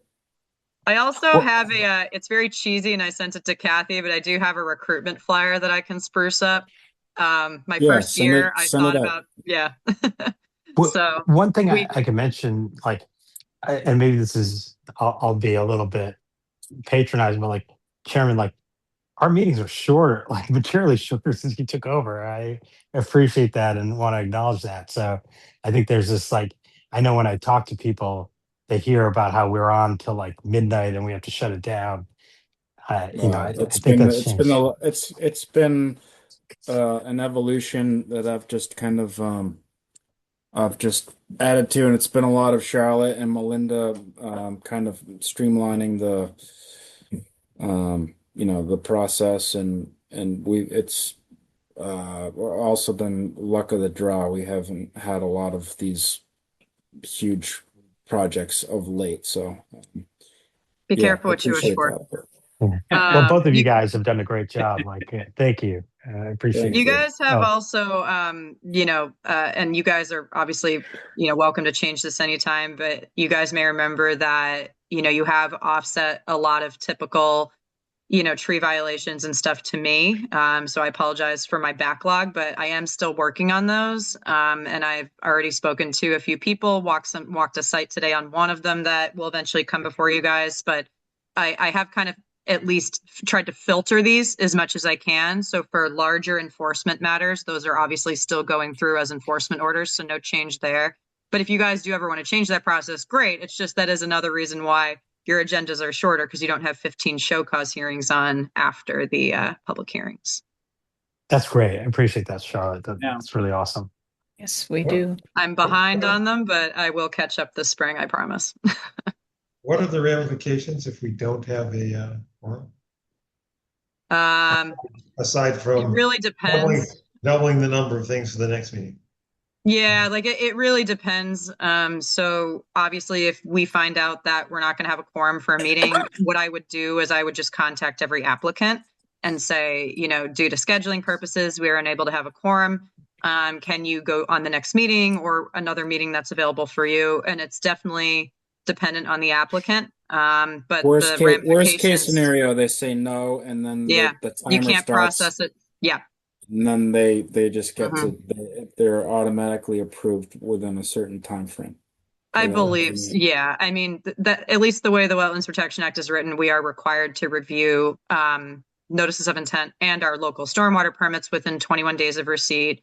And then for administrative stormwater, I have to make a decision in 21 days. And then for RDAs, you have to make a decision within 21 days of receipt. But the big caveat is unless somebody agrees to a continuance, and then that requirement kind of just goes away. So some towns, which we can look at, some towns just have people sign the 21-day waiver for every application. Hingham was taken to court about this, and there actually is case law about this, and the courts have ruled in Hingham's favor of using these waivers, but they have to be voluntary. Like you can't force someone to sign them. So they have to be very clear that you are voluntarily waiving the 21-day review requirement under the Wetlands Protection Act. So that 21-day waiver form is actually I referenced and copied right from Hingham and just modified it and reviewed it with town council. So Let's do it. every single one. Yeah. Oh man. All right. Is it? Well, I wait. can, yeah. No, wait a minute. Does it complicate your life to do that? Yes. But I agree with the it is an option to absolutely ensure that we're not going to lose jurisdiction just because we don't have a quorum. Usually the form does say I have to put it on for a specific meeting. Like we'll say that like you are waiving the 20-day requirement and go on this hearing no later than this date. So that would just involve a little bit of administrative timing on my part of like, okay, we don't have a quorum for this meeting, but then if we don't have a quorum for the next meeting, then I just have to kind of just keep getting that in continuance confirmation in writing. So for ones that look like they're happening in summer or around holidays, Get them to that's sign the when- waiver. Yeah. That's Yeah. when we really need the waiver. Most of the Yeah. rest of the time we don't. But July is our worst month. Like there's been, I think like 1 or 2 years since I've been here where I've had to cancel not one, but both July meetings. Like July is just not a good time for anybody. Yeah. So maybe we ought to retain that ability and maybe not necessarily use it except for periods when we think that it might be difficult to have a quorum. Yeah. Anybody that's You making guys- an application in June. Yeah. We might want to see that, or if they're making an application in November. Yeah. We can also, depending on what you guys want to do for next year, we can also maybe have only one meeting in July or no meetings in July. I mean, it was awkward to take July entirely out of our schedule because I Oh. felt weird doing that, but you can I definitely. would love that. Yeah. I mean, we can try it and see if it works one year and if people get upset or mad or whatever. And if I can't get people to sign the 21-day waiver, it'll be a painful learning lesson, but I can try it. How much variability can we have in the meetings? How far ahead do we have to advertise them? Do we have to do a year ahead like we do now? Can you do the schedule? We're not required to Yeah. advertise our meetings the way we do. It's really just following under the public advertisement, requirements in the Wetlands Protection Act and open meeting law for the agendas. So So we don't have to post our schedule a year in advance like we do. So how often do we have how much time do we have to give someone before we schedule a meeting? I don't think there's any requirement other than just the public hearing notice, which has to be published 5 business days before a meeting, and then the agenda has to be posted within the 48 hours. But we're I see. public hearings, so public hearings have that stricter requirement of the public notice and notification to abutters. But it's still there's still some flexibility in having to maybe reschedule meetings if Yes. it's not available on a particular day. Yeah, and we have a If we know a week or 2 16-day. weeks ahead of time that we're not going to be there, then maybe we can do some rescheduling. We have a 16-day submission requirement. That's not under any laws. That's just our schedule policy in terms of how to schedule submissions for meetings. So every meeting, there's a 16-day submission deadline. So we can change that in our own, we just have to, I would just want to repost it, obviously, to make sure that, people are aware. So when representatives and, engineers working for their clients are submitting projects, they have our schedule. So like they know, so if we take a July meeting off, for example, I would revise our schedule and put it, back on the website. And this is like our internal workflow. Like, again, I'm not aware of any requirement to post our schedule a year in advance. Hey, Mindy, do you have a question? Yeah, I do. Actually, I just want to add something to that. So you had said 5 days on the public hearing, being posted in Patriot Ledger. The Yes. nuance with that is that I have to actually request that a week before. So I have, like today, I had to have all of those ads sent in for the next meeting on April 2nd. So although Yes. that day and 16-day, it's actually, this 2-week point is kind of our minimum. Yeah, thank you, Mindy. From an administrative perspective, that's definitely our time frame to make sure the notices get properly submitted, paid, and posted. Okay. But yeah, we'll definitely be in touch with you guys for July. So early in advance, like if you guys know your July schedules, let us know now or anytime. So we Sooner the haven't better. really concluded making the decision about whether we're going to stay at 7 and pull this off the. Yeah. I think It 7. sounds like you guys want Let's to take a stay at vote. 7. Yeah. Tom, you want to make a motion? Yeah, I move to retain our existing count of commissioners and quorum. Okay. And withdraw the town warrant And article. and withdraw the article from the warrant. Okay. Second. With a motion and a second, I will take a roll call vote. Steve Magnell, Steve Magnoll, aye. Tom Bell, Tom Bell, aye. Kathy Berrigan, Kathy Berrigan, aye. Sanji Fernando, Andrew Fernando, aye. and Chris McIntyre, aye. That vote passes 5-0-0. Good.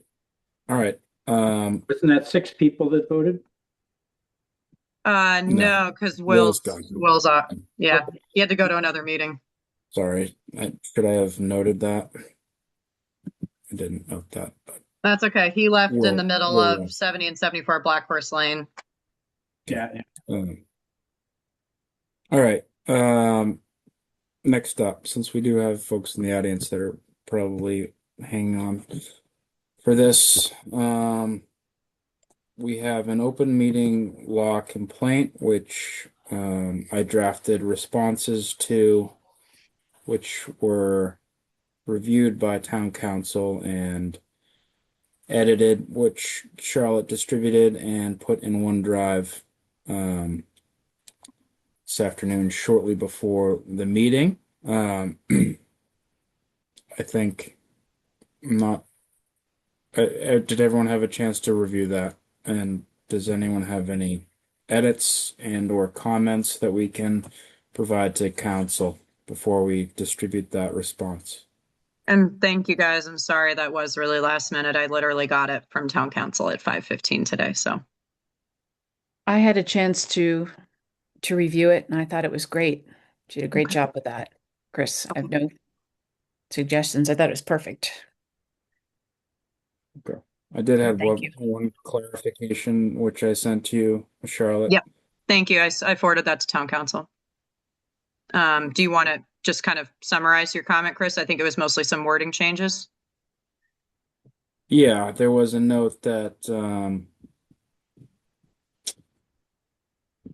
basically which stated that, there were certain articles that were received that were not specifically discussed. Their language was council received some documents between meetings that were not discussed or referenced in the meeting, and I just added that they were not required to. Just if we didn't discuss them, we're not required to list them, basically. So it was just a slight clarification. Yeah, and as you guys may have read in the letter, in terms of Sanji voting, that is a different law. So I think, Chris, it seems like town council had some language edits for that, but that should not be addressed under open meeting law. But again, we revised the minutes from February 5th to reflect the correct vote, that we had a eligible voting quorum without Sanji to vote on both projects. Correct. So do we need to vote on that, Charlotte? Yeah, well, just in terms of the other topics in the letter. So in terms of the minutes, Chris and town council and I, we reviewed all those, and the minutes in town council's opinion accurately reflect the documents that were shared, discussed, and so those are good. And in terms of the Q&A, town council, I believe Chris said that as chair, you have the ability to decide how you want to basically run your meeting. So the Q&A feature is not a violation of open meeting law. I think the vote is to authorize me to respond directly to the complaint. So I guess I will make a motion to if all in favor. I'm sorry. Before you do that, Chris, just want to confirm, Steve and Sanji and Tom, do you have any other comments? No. Okay. All Sorry, right, Chris. so the recommendation from town council was that we take a vote that authorizes me to respond for the commission to the complaint. Yes. So within I'll the make a motion. 14 days, business days of receipt. So I'll make Well, I guess it's odd for me to make the motion, but I will anyways. I'll make a motion to authorize that Chris McIntyre as the chair, respond to the open meeting complaint on behalf of the commission. Kathy Berrigan, second. Thank you. And I'll take a roll call vote. Steve Magnell, Steve Agnew, aye. Tom Bell, Tom Bell, aye. Kathy Berrigan, Kathy Berrigan, aye. Sonia Fernando, Andrew Fernando, aye. and Chris McIntyre, aye. That vote passes 5-0-0. Okay. And Chris, what I'll do is as soon as town council updates the letter with your, one clarification language change, I will send that to you. And then you can submit it on behalf of the commission. Okay, thank you. Okay. And it will go to, it goes to the division, and it will be like town clerk and the complainant will all be on the same email. Okay. Got it. Yep. Next up, couple other, so stormwater revisions, those were accepted. Yes. So the edits that you guys had, just they were minor in nature, but Steve, they definitely reflected on your comments about just the language being a little confusing. Oh, Sanjay, you have a little bit of background noise. All right, just walked in. Sorry. Yeah.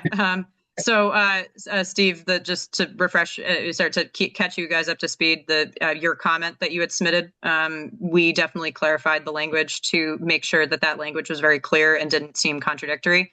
The commission voted on those changes, and town council reviewed them and thought those changes were mostly a language thing and not a content thing that we needed to be revoted on. Town council was good with the changes that we had made at the last meeting. And I will submit that for the warrant tomorrow morning. And I'll update them that we withdrew the town code one. Okay. So in terms of construction updates, you guys saw 70 and 74 Black Horse Lane and near map that the 70 Black Horse Lane house is mostly constructed, obviously apart from the inside. I was out to the site yesterday to look at where they're going to install the pool. So they literally spray painted it right on the ground, and it appears to be in the exact place that it should be. So they're just moving along with that this spring. At 70 Black Horse Lane, it's going to be Paragon Landscaping. So I asked their lead contractors to call me out before they do any of the plantings, because, as Mr. Callahan had mentioned, obviously 74 and 70 and even 66 Black Horse Lane were all approved at different times with different landscaping plans and mitigation plans. So that may or may not involve some tweaking. I don't know who's going to do the work at 66 Black Horse Lane. It may or may not be Paragon. So just want to let you guys know that this spring and summer, I'll definitely be working on the restoration planting end. If we have to shift and move some things, Chris and Steve, I'll keep you in the loop. I don't know if we would need to get an amended permit, but I'll definitely let you know. But obviously we are not going to reduce the size of the plantings in any way. Yeah. And then 98-104 Howard Gleason Road. Oh, this is a common driveway project that the commission had approved, I think, over a year ago. They just staked out their limit of work. I inspected it earlier this week. So what they're going to do is, now that the limit of work's been staked out, I inspected it, everything looks good. They're going to start, cutting some of the brush to get in the silt sock. Then I'm going to come back out and inspect it. And then they're just going to start, cutting the trees that are approved in the limit of work, mostly outside the buffer zone. They have a seasonal restriction in their order of conditions, so they cannot work on the lower half of the driveway, just given the fact that Howard Gleason Road floods often. So they will only be starting from the top and working their way down. And that being said, walking the site, I just want to let you guys know that I thought there could be an additional isolated vegetated wetland just outside of the limit of work. So I talked to the contractor, called Brendan Sullivan, and talked to John Zimmer this afternoon. I am telling them that they really need to go out and take a look at that. If it is an isolated vegetated wetland, it will be flagged, but it does not appear that it will impact the project, just given that it's behind the limit of work.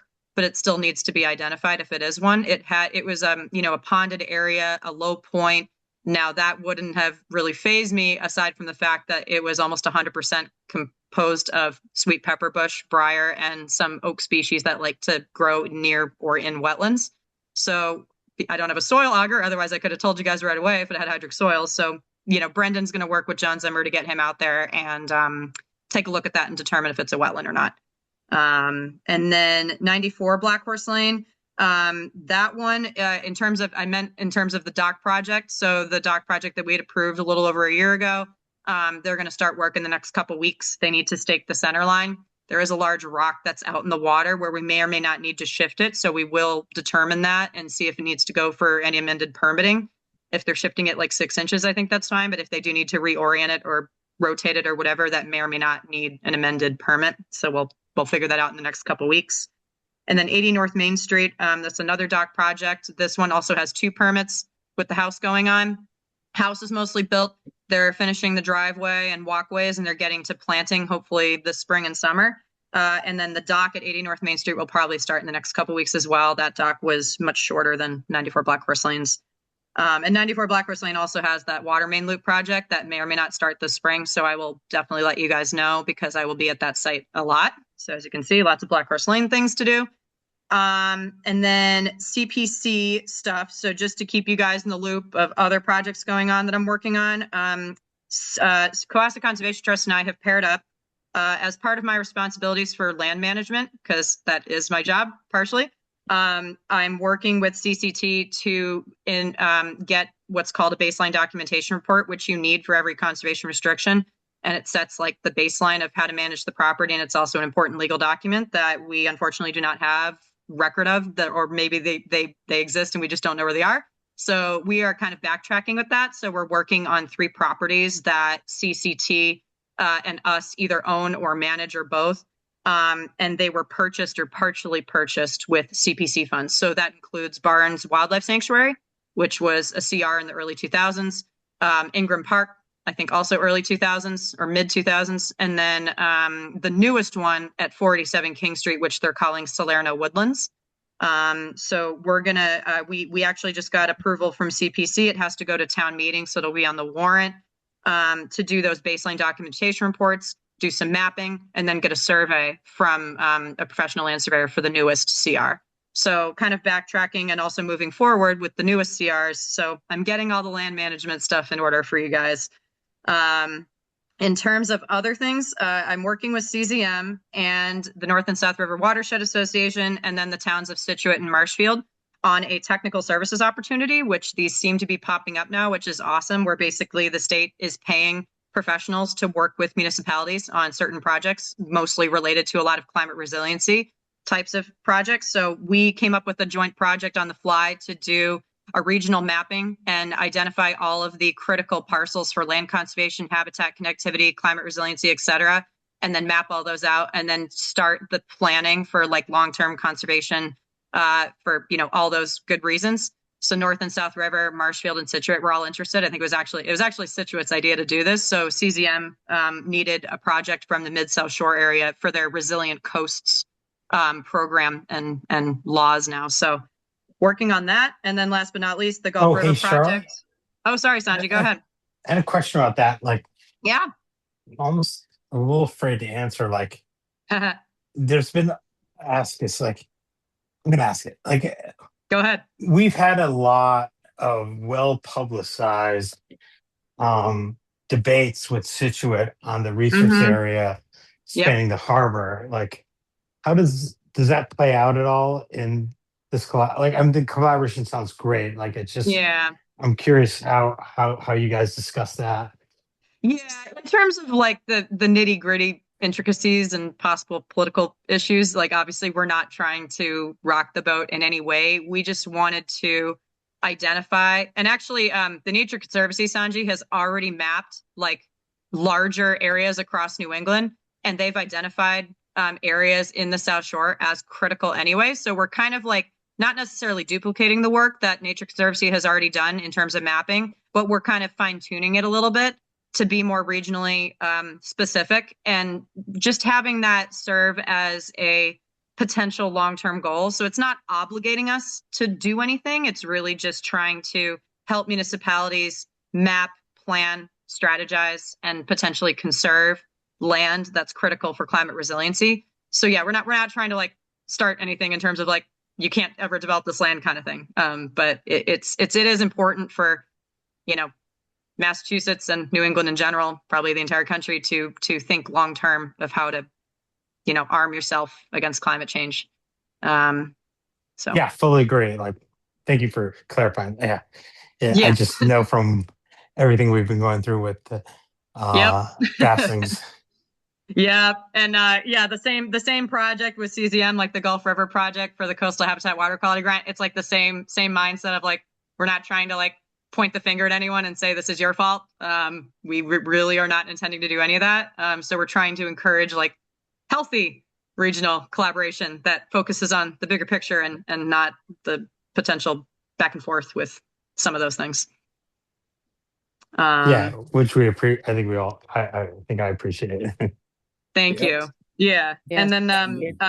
I will keep you guys posted, but the CZM Gulf River project, with June 30th right around the corner, I need to plan 3 technical committee meetings, which Chris or Steve or even Tom, you'll be a part of, and then 2 public meetings. So the first public meeting will be at some point, probably in May or early June, to stay away from town meeting. And then the next public meeting will be in the fall, most likely. So what these public meetings are going to do is summarize. The first one will summarize all the findings from Woods Hole Group and all the data that we looked at with CSCR, North and South River Watershed. Like we collected a lot of data, different, mapping projects, all that good stuff. And then obviously Woods Hole Group did their own assessments out in the field. So we're going to put all that together. They're working on a bunch of memos. So the technical committee meetings will be more focused with a smaller group of people to analyze those on a technical level.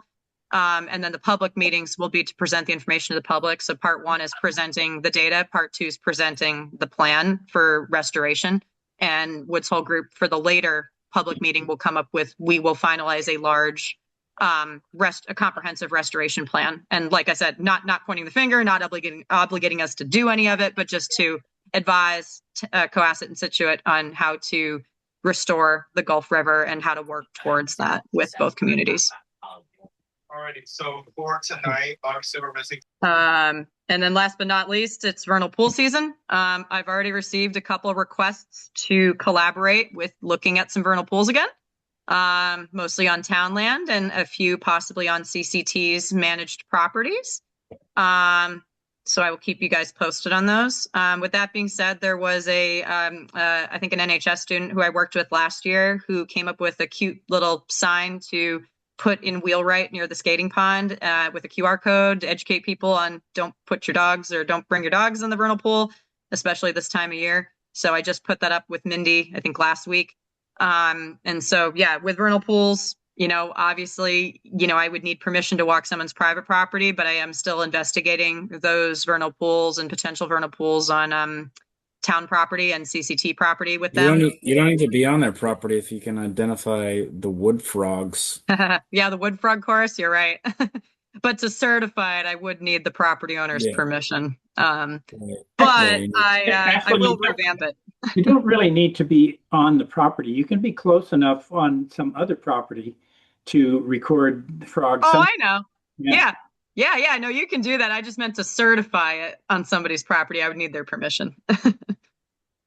Yeah. But the good news is, like you know, Tom, as long as you know the process and you're trained, like pretty much citizen scientists can do this. There's actually one town in the Cape where most of the vernal pool certifications are from one amazing citizen.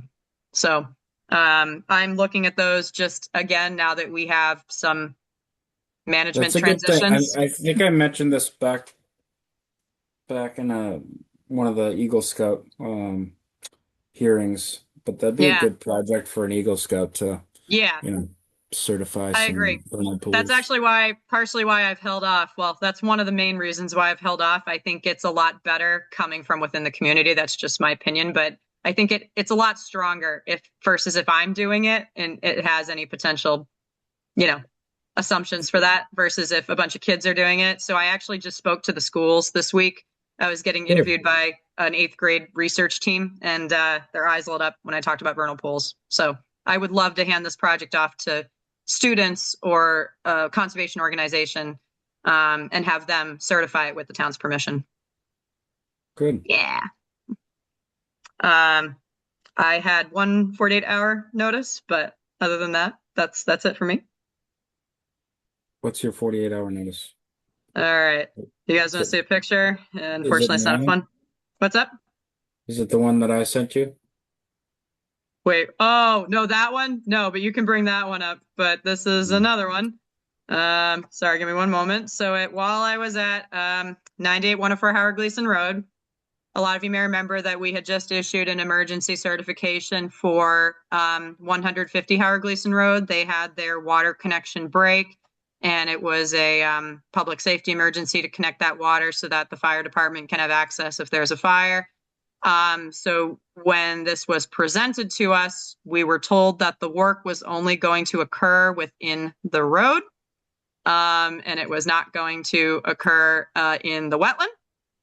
And unfortunately, that is not what happened. So yesterday I received a call that there was some excavation going on in the wetlands.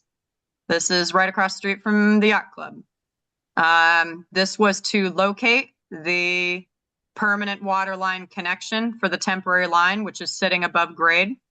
And unfortunately, this is what happened. So what I have instructed as of yesterday and this afternoon, because I've been to the site twice now, they are going to connect it, which they actually just did late this afternoon. Tomorrow, they are putting the wetland soils back with a clean excavator, and they're going to put that back as much as they can. And then they are going to install the wetland seed mix and put a erosion control blanket on to prevent, and protect the seeds. I mean, as you can see, this whole area will eventually become, dominant monoculture Phragmites, but in order to stabilize the soils and get those soils back, which luckily were not thrown away. So we're fixing this, and we're fixing it now. So I'm not allowing the emergency work to stop because they have until March 27th to complete it, and it sounds like they will complete it by the end of tomorrow. But unfortunately, this seems like it was a miscommunication between the engineering team, the contracting team doing the work, and obviously a miscommunication of the Conservation Commission. So with that being said, again, it's emergency work.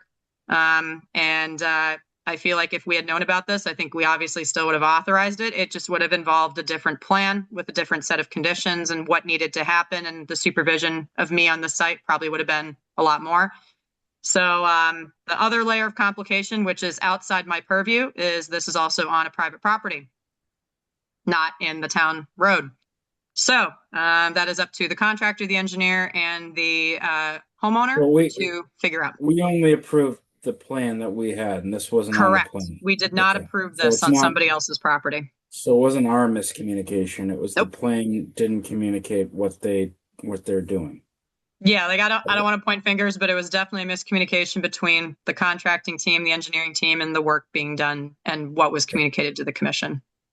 Okay. But it will get fixed as best we can. I did talk to some wetland scientists about it. It sounds like what I've recommended is the pretty much the only step moving forward. The hole was being drained. So quickly after arriving, I told them to put that sump pump right back in the wetland because we do not want to drain a wetland. So that went right back in there. And I said, you can keep it on as a loop to keep the hole dry, but you cannot drain a wetland. So that like I said, they were connecting it late this afternoon. So they're going to put the soils back and it'll get taken care of. But I will continue to monitor this site and make sure that it is restored to the best of the quickest way possible. But like I said, eventually it will become overrun with Phragmites once more. We just have to get those soils back in there. So yeah, moving forward, this is definitely something that, I would definitely want to speak to a contractor. I was actually shocked I wasn't contacted before they did this, but it is what it is, right? And again, since this is on private property, I can only allow the restoration of the wetland, but in terms of repairing this wall and everything, the contractor told me that they will fix it, but I told them that they need to work with the homeowner and the homeowner's contractor to make sure that any private property encroachment is addressed outside of my purview. All right. Yep, Thank you. that's it. Any questions, guys? Is there anything else you'd want to see done? I do have one for you. Okay. I'd like you to go over and take a look at 11 Jerusalem Road. There seem to be 11 Jerusalem Road. Yeah, it's the second house when you turn down Jerusalem Road off Main Street. Okay. There was a big digger in there this morning. I know that backs up pretty much right up to one of the to buffer. Is that on the side that drops down to the marsh? Yep, Okay. There was a digger there? yep. Cool. Were they in the backyard or up against the marsh or They were going down the hill towards the marsh. cute? Okay. Yes. Interesting. Steve, I don't know if believe they're they, encroaching on it. I know the buffer zone is pretty close there. yeah. Okay. Steve, did you notice that there were quite a few large trucks going down? I Tad have Lane? noticed that. I have no idea where they're going. I haven't walked back there yet. Yeah. There was a lot of Yes, stuff. I've almost been run down by them coming up the hill in the cars.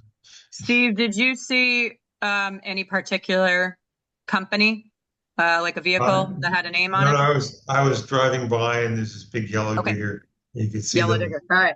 Yeah, No you worries. could I just see didn't know them if you saw a taking stuff landscaping there. vehicle or something, or, a construction vehicle or something. That's okay. Thank you. I will take a look tomorrow morning.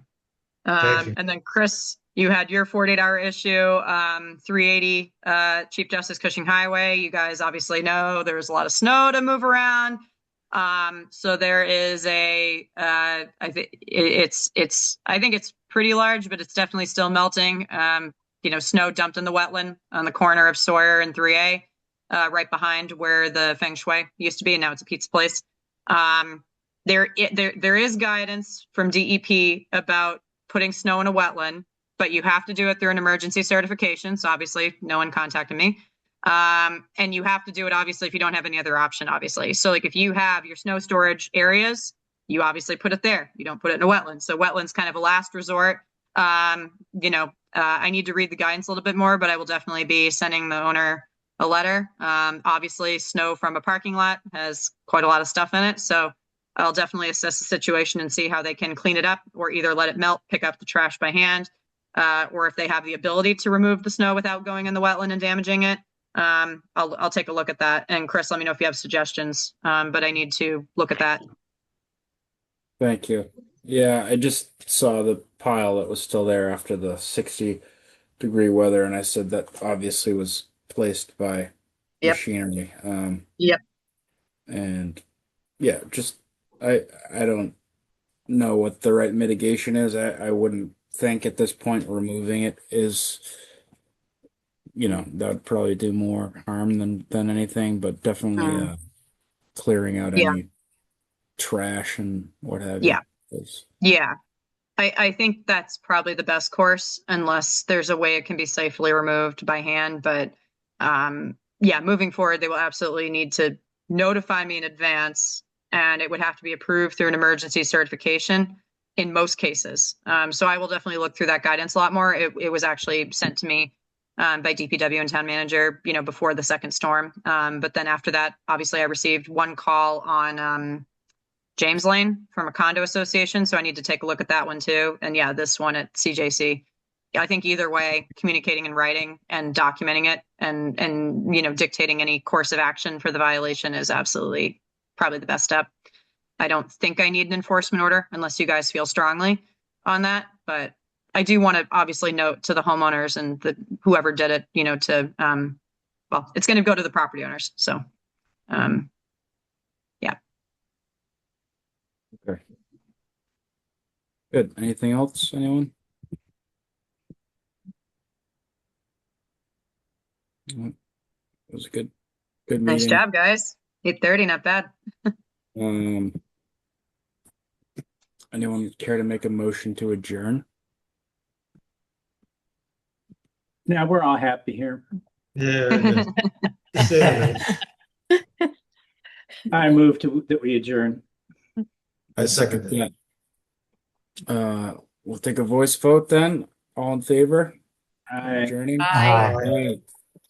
Thanks, everyone. Have a good evening. Thanks, guys. Yeah, Thank you. thanks. Good night. Charlotte. Welcome back, Tom. Yay, welcome Go back. Yukon. Thanks, guys.